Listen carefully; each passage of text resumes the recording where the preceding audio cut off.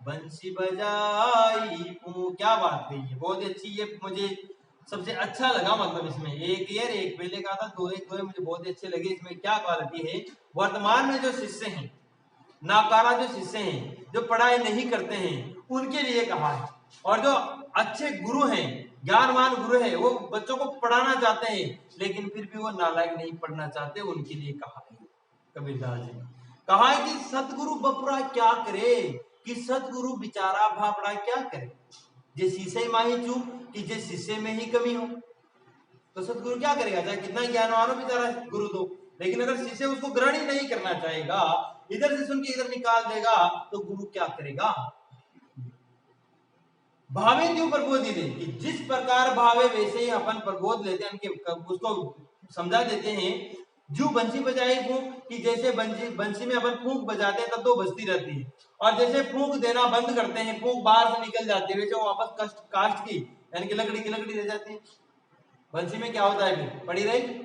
तो वो अगर ऐसा शिष्य मिलेगा जो बंसी के समान होगा, जब तक ज्ञान बोलता है, गुरु जी बोलते रहेंगे तब तक सुनकर इधर इधर, जैसे बंसी में छावा निकलते ना, वैसे निकालता रहेगा ज्ञान को। तो ऐसा शिष्य भी किस काम का। तो यहाँ पर बंसी किसका प्रतीक है, ऐसे शिष्य का प्रतीक है जो सुनता नहीं है, गुरु की मानता नहीं है। आगे देखिए, बपुरा यानी बेतारा भाव यानी कि चाय, बंसी यानी कि बंसी। अगला देखिए 22 नंबर। संसे खाया सकल जुग, संसार की नमुखद, जे भेदे गुरु असिरा, तीनी संसा, यहाँ पर दो बार आएगा, तीनी संसा चुनी खद, चुनी चुनी खद, तीनी संसा चुनी चुनी खद। अब इसमें देखिए आप, संशय का मतलब है शंका या भ्रम या माया जाल कर सकते हो आप, है ना। असिरा मतलब अक्षर ज्ञान, सदगुरु का उपदेश, सदगुरु के द्वारा दिया गया ज्ञान। खद का मतलब खाना। सकल जुग, जुग यानी कि सारा संसार, सकल यानी कि सारा, जुग यानी संसार, वेद यानी कि भेदना, गुरु असिरा यानी कि गुरु का ज्ञान ही, तीन ही संसार चुनी चुनी यानी कि ऐसा ही व्यक्ति संसार को यानी कि संसार यानी कि ब्रह्म को, शंका को चुन चुनकर खद यानी कि खाता है। देखिए, संसा खाया सकल जुग, जो संसा है, जो संशय रूपी जो भ्रम है, जो माया मोह है, जो शंकाएं हैं, वो सकल जुग खाया, सकल जुग यानी कि वो सारे संसार को खाती है। सांसारिक माया मोह नहीं खा रहा, क्या संसार को खा रहा है ना, वो सारे संसार को खाती रहती है। संसा कीनव खद, और संशय यानी कि संशय को, शंका को, भ्रम को कोई भी नहीं खा पाता। कीनव खद यानी कि कोई भी नहीं खा पा रहा है। जे भेदे गुरु असिरा, कि वे लोग ही इसे भेद सकते हैं जो गुरु असिरा यानी कि जो गुरु का उपदेश, जो गुरु का ज्ञान, जो अक्षर ज्ञान ले लेते हैं गुरु जी से, वही इसको भेद सकते हैं। और गुरु जी से अक्षर ज्ञान लेकर वो इसको कैसे भेजते हैं, तीन ही संसार, वही व्यक्ति तीन ही संसार यानी कि इस संसार को, इन शंकाओं को चुनी चुनी कर यानी कि चुन चुन कर खाते हैं। जो सदगुरु जी ज्ञान ले लेते हैं वही व्यक्ति इन शंकाओं में, इन भ्रम में, इन सांसारिक मायामोह में नहीं पड़ते, वो इनको नष्ट कर देते हैं। बाकी लोगों को ये शंकाएं खाती रहती है। ठीक है, आगे देखो 23 नंबर। चेतनी चौकी बेसी करी, सदगुरु दीना धी धी धी धी धी धीर, है ना, ठीक है ना। निर्भय होई निशंक भजी, केवल कहे कबीर कबीरा, केवल कहे कबीर। पहले आप लोग सीडी देखी, पहले स्क्रेच आ जाते थे, फिर हम फिल्म देखते रहते, क्या अच्छा ऐसे चलती थी वो, तो कभी कभार यहाँ भी स्क्रेच आ जाते हैं, अटक जाती है गाड़ी। तो आप घबराए नहीं, आप वर्क पूरा समझ में आएगा। चेतनी चौकी बेसी करी, सदगुरु दीनाधीर, यानी कि यहाँ देखो, निर्भय का मतलब देर का निडर होकर, चेतनी का मतलब है चेतना, चेतनी मतलब चेतना, चौकी मतलब चौकी में, बेसी यानी कि बेसे ही, करी यानी कि करके, सदगुरु दीनाधीर, सदगुरु दीना यानी कि देखकर, धीर यानी कि धैर्य, निर्भय यानी कि निर्भय होकर, निशंक भजी यानी कि निसंकोच होकर भजन करना, केवल कहे कबीर, इस बात को केवल कबीरदास जी करते हैं। समझे आविष्कार। चेतनी चौकी बेसी करी, सदगुरु दीनाधीर, ठीक, सदगुरु ने चेतना की चौकी लगाकर बैठे हुए, चौकी लगाई उन्होंने और बैठे हुए हैं। सदगुरु दीना धीर, और सदगुरु ने ही साधक को यानी कि शिष्य को क्या बताया? धैर्य बताया, धीरे दिया, धीरज दिया। जय वेद सॉरी निर्भय होई, और साधक से कहा कि तू निर्भय होकर, निडर होकर, निशंक होकर भजी यानी कि भगवान का भजन कर। केवल कहे कबीर, इस बात को केवल कौन कर रहे हैं? कबीर दास। आ गया होगा समझ में? आगे देखिए 24 नंबर। सदगुरु मिलिया का भया, जे मन पाड़ी बोल, पासी बिना कपड़ा, क्या करे बिचारी चोल कबीरा, क्या कर सकत चोल। समझिए इसको। बोल का अर्थ दे रखा है भूल, बोल यानी भूल, और चोल यानी लाल पक्का रंग, जो मजीट से रंग चढ़ाया जाता है कपड़ों पर। बिनटा यानी के नष्ट होना, बिनटा यानी नष्ट होना। तो समझिए आप कि सदगुरु मिलिया तब का भया, कि यदि किसी को सदगुरु मिल गए तो क्या फायदा, यानी किसी अज्ञानी को, मूर्ख को सदगुरु मिले तो उसको क्या, उसका क्या लाभ मिला। जे मन पाड़ी भूल, कि जे उसका मन भूल वश, ब्रह्म वश, सांसारिक माया मोह में पड़ा हुआ है। अगर ऐसे शिष्य साधक को सदगुरु मिलते हैं तो क्या भया, उसने क्या फायदा उठाया, क्या लाभ हुआ उसको? कोई फायदा नहीं। अब ये किसके प्रकार है? जिस प्रकार पासी बिनटा कपड़ा, पासी मतलब बांधना, बिनटा यानी कि नष्ट होना, कपड़ा यानी कि कपड़ा, कि जैसे कपड़े को रंगने के लिए बांधा जाता, वैसे अगर वो कपड़ा फट जाए तो बड़े अच्छा क्वालिटी का कलर भी क्या करें भाई, कपड़े को बांधते हैं फिर तो रंगते हैं ना उसको, मशीन में चाहे किसमें भी। तो पासी बिनटा कपड़ा, कि जैसे ही कपड़े को रंगने के लिए बांधा गया वैसे वो क्या हो गया? नष्ट हो गया। क्या करे बेचारी चोल, चोल यानी कि लाल पक्का रंग, यानी कि मजीद से वो जो रंगा जाता है वो पक्का रंग भी क्या करेगा? अगर वो कपड़ा ही फटा पुराना है तो कपड़ा वो रंग भी क्या करेगा? फटे पुराने पर कहां चढ़ाया जाएगा? तो जो शिष्य है वो मूर्ख अज्ञानी है, बिल्कुल ही समझता नहीं है गुरु की बात को, और ऐसे शिष्य को अच्छा गुरु भी मिल जाएगा तो सदगुरु का उसको क्या फायदा मिलेगा? वो तो फटे पुराने कपड़े के समान है और उस पर पक्का रंग चढ़ाया नहीं जा सकता। आगे देखिए 25 नंबर। बूढ़े ते परी उबरे, गुरु की लहरी चमकी, दे बेरा दे क्या जर जरा, उतरी पड़े फरंगी कबीरा, उतर पड़े फरंगी। भेरा का मतलब होता है बेड़ा, यानी कि नाव कह सकते हो। जीर्ण का मतलब जीर्ण सीण है ना, यहाँ पर ऊपर देखो जर्जरा, जर्जरा का मतलब है जीर्ण सीण।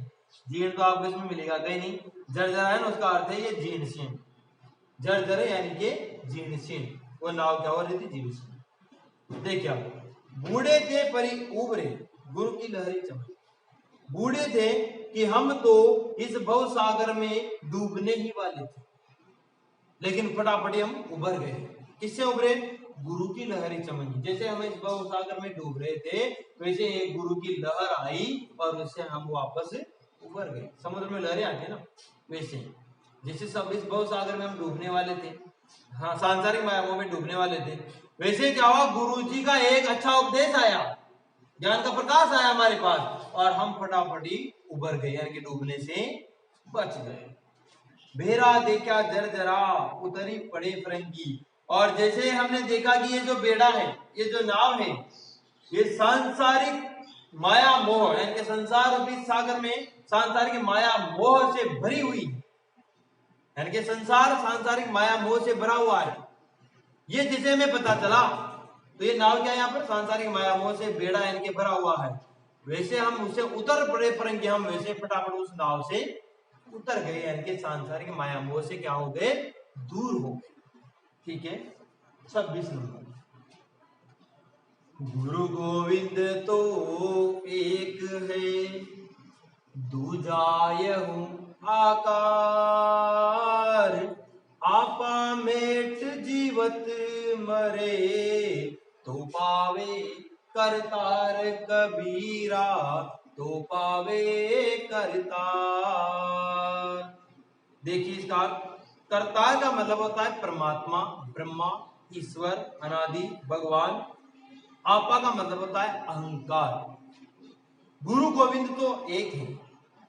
कबीरदास जी कहते हैं कि गुरु और गोविंद तो दोनों क्या है, एक है। गुरु जी भी और गोविंद यानी कि भगवान भी एक ही है। दूसरा ये वो आकार, दूसरा तो केवल ये हमारा आकार है, मतलब हमारा शरीर है। गुरु गोविंद तो एक ही है, आत्मा परमात्मा तो एक ही है। दूसरा तो बीच में तो क्या है, अपना ये शरीर है, जो दूसरा है। आपा मेरे जीवन मरे, अगर अहंकार को समाप्त करके, अहंकार की भावना को समाप्त करके व्यक्ति जिए तो उसका जीवन मुक्त हो जाए तो पावे करतार। अगर अब व्यक्ति अपने अंदर से अहंकार की भावना को समाप्त कर दे तो वैसा व्यक्ति ही करतार को प्राप्त कर सकता है, यानी कि भगवान को, परमात्मा को, ब्रह्मा को प्राप्त कर सकता है। Next 27 number. कबीर सतगुरु ना मिल्या, रही अधूरी शीस। स्वांग जति का पहरी करी, घर घरी मांगे भीख कबीरा, घर घरी मांगे भीख। बड़े राग वाला देखो पट्टा। देखिए यहाँ पर आगे कबीरदास जी कहते हैं, पहले अर्थ देख लो। सतगुरु, कबीर सतगुरु ना मिला, नहीं मिले, रही अधूरी शीश। अधूरी शीश मतलब अधूरी शिक्षा। स्वांग जति यानी कि स्वांग कर लिया, पहरी करी यानी कि गेरुआ वस्त्र पहनकर, घर घरी घर घर में मांगे भीख यानी कि भिक्षा मांगते हैं, घर घर में जाकर भिक्षा मांगते हैं। यहाँ के शीश का मतलब तो शिक्षा है और भीष का मतलब भिक्षा है, यहाँ नीचे गलत लिखा हुआ है, ठीक है। आगे देखिए, अब इसका अर्थ देखिए, सही कर लेना। जति का मतलब यदि, स्वांग मतलब स्वांग रूप धारण करना। कबीरदास जी कहते हैं कि यदि शिष्य को सदगुरु की प्राप्ति नहीं होती, कबीर सतगुरु ना मिले। कबीरदास जी कहते हैं कि यदि शिष्य को सदगुरु की प्राप्ति नहीं होती, यानी शिष्य को सदगुरु नहीं मिलते, तो रही अधूरी शीश, उसकी जो शिक्षा है वो क्या रह जाती है, अधूरी रह जाती है। स्वांग जति का पहरी करे, और स्वांग करके पहरी करे यानी कि गेरुआ वस्त्र धारण करके, यानी कि सदगुरु के जैसा रूप धारण करके कई लोग घर घरी मांगे भीख, घर घर जाकर भीख मांगते हैं, तो वो सच्चे गुरु नहीं है। कई लोग देखे ना आपने, जोड़े टांग लेकर महाराज में जाओगा, आओ 8 बस्तवार मंगलवार लाओ भाई। और कई लोग कहीं पाखंडी भी होते हैं, कई सदगुरु बने फिरते हैं और लोगों को धोखा देते रहते हैं, जबकि सच्चा सदगुरु घर घर जाकर भीख नहीं मांगता, कभी किसी के घर का अन्न नहीं खाता है। और गुरु जी का आजवा कराज जी, आजवा कराज, हाँ 5 दुकान चाल रहे, तो सच्चे सदगुरु नहीं हो सकते। तो घर घर मांगे भीख, जो घर घर जाकर भीख मांगता है वो सच्चा गुरु नहीं हो सकता। आगे देखिए 28 नंबर। सतगुरु साचा सूरीवा, ताते लोही लुहार। कसणों दे कंचन किया, ताही लिया तत्सार कबीरा, ताही लिया तत्सार। अब देखिए इसका, सतगुरु साचा सूर्यवान सूरवीर है, ताते लोही लुहार, ताता लोहा, लुहार जिसे पीटता है और बढ़िया डिजाइन कर देता है। कसणों यानी कि कसौटी पर, कंचन यानी कि सोना, ताई दिया उसी ने लिया, तत्सार यानी कि ब्रह्मा रूपी तत्व सार को ग्रहण कर लिया। समझिए, सतगुरु साचा सूर्यवान की सदगुरु सच्चे सूरवीर हैं, कि सदगुरु क्या है, सच्चे सूरवीर हैं। ताते लोही लोहार, कि सदगुरु सच्चे सूरवीर हैं, वो शिष्य को अपने प्रयत्नों से उसी प्रकार योग्य बना देते हैं जिस प्रकार गर्म लोहे को लोहार पीट कर उसकी बढ़िया डिजाइन बना देता है, कुल्हाड़ी बना देता है, चिमटा बना देता है, बकुनी पता नहीं क्या क्या, तवा वगैरह कई सारी चीजें बना देता है। लोहे से बनती है ना कई सारी चीजें, उसको जब लोहे आग में तपाया जाता है, गर्म किया जाता है, तभी उसका आकार बदलता है। वैसे ही शिष्य को जब गुरु के द्वारा अच्छे से शिक्षा दी जाती है, उसको तपाया जाता है शिक्षा में, उसकी बार बार परीक्षा ली जाती है, तभी वो शिष्य पूरी तरह से अच्छा बन पाता है, अच्छा आकार ग्रहण कर पाता है। कि कसमों दे कंचन किया, कि कसौटी में देकर कंचन किया, उस शिष्य को कसौटी में देकर क्या बना दिया, गुरु ने सोना बना दिया, अच्छा शिष्य बना दिया। ताई लिया तत्सार, और ऐसा शिष्य ही फिर किसको प्राप्त करता है? तत्व सार करके सत्य को प्राप्त करता है, यानी कि ब्रह्मा को प्राप्त करता है। 29 नंबर देखिए, थापणी पाई तिथि बई सतगुरु दीन हधीर, कबीर हीरा बन जिया मन सरोवर तीर, कबीरा मन सरोवर तीर। बड़े राग देखो। अब देखो, थापणी यानी कि स्थापना करना, स्थापित करना, स्थिति यानी कि स्थिति या स्थिर कर देना, बणजिया यानी कि खरीदना, बणजिया यानी खरीदना। थापणी पाई तिथि भई, सदगुरु से शिष्य रूप में स्वीकृति पाकर, कि सदगुरु से शिष्य रूप में क्या पाई? स्वीकृति प्राप्त कर ली, भाई मैं अब शिष्य बन चुका हूं आपका। उनका शिष्य तो ग्रहण कर, यानी कि सदगुरु दीन धीर, यानी कि उनका शिष्य तो ग्रहण करने से सदगुरु ने उनको क्या दिया? धैर्य दिया, यानी कि जो शिष्य का जो मन चंचल था उसको स्थिर किया, गुरु ने ज्ञान देकर उसके मन को स्थिर किया, भटकने नहीं दिया संसार के मायामोह में। और सदगुरु दीन धीर, और सदगुरु ने उसको क्या दिया? धैर्य दिया, यानी कि धीरज बनाया। और कह रहे कबीरदास जी कि कबीर हीरा बढ़ दिया मानसरोवर तीर, कि कबीरदास जी तो मानसरोवर के तीर में, यानी कि मन, यहाँ देखो इसमें दे रखा है, इस मन की एकाग्रता में मन रूपी सरोवर पर मुक्ता चुग रहा है। अब वो शिष्य बन गया है, ज्ञान प्राप्त कर लिया है, अब वो मुक्ति प्राप्त करने के लिए, मोक्ष प्राप्त करने के लिए मान सरोवर रूप, मन रूपी मान सरोवर पर क्या चुग रहा है? मोती चुग रहा है। मोती मतलब मुक्ति रूपी ज्ञान ग्रहण कर रहा है। जैसे हंस सरोवर के पास जाकर मोती चुगते हैं ना, वैसे ही यहाँ पर सरोवर तो क्या है? मन है, और हमारा यानी कि जो साधक शिष्य उसका मन क्या चुग रहा है? गुरु के उपदेश रूपी मोती चुग रहा है, जिससे उसकी मुक्ति हो सकती है। आगे देखिए 30 नंबर, निहचल निधि मिलाई तत सतगुरु साहस धीर, निपजी में साजी घड़ा बाटे नहीं कबीर, कबीरा बाटे नहीं कबीर। निहचल यानी कि निश्चय ही, निधि यानी कि खजाना, मिलाई यानी कि मिला, तत् यानी कि ब्रह्मा, ब्रह्मा तत्व यानी कि ब्रह्मा, सतगुरु साहस है ना, साहस, धीर यानी कि धैर्य, साहस और धैर्य, निपजी, निपजी यानी कि उपलब्धि, में साजी यानी कि इसमें साझेदार, घना यानी कि बहुत सारे लोग, बांटे नहीं कभी, लेकिन कबीरदास जी नहीं बांटना चाहते। अर्थ समझिए कि निजल निधि मिलाए तब, सदगुरु के साहस, सदगुरु साहस धीर यानी कि सदगुरु के साहस और धैर्य ने आत्मा को परमात्मा से मिला दिया, कि सदगुरु के साहस और धैर्य ने शिष्य को यानी कि आत्मा को किससे मिला दिया है? परमात्मा से। निहचल निधि मिलाई तत्, कि निहचल निधि यानी कि खजाना, यानी कि आत्मा को शिष्य को मिलाई तत्, मिला दिया है, तत् यानी कि ब्रह्मा से मिला दिया है।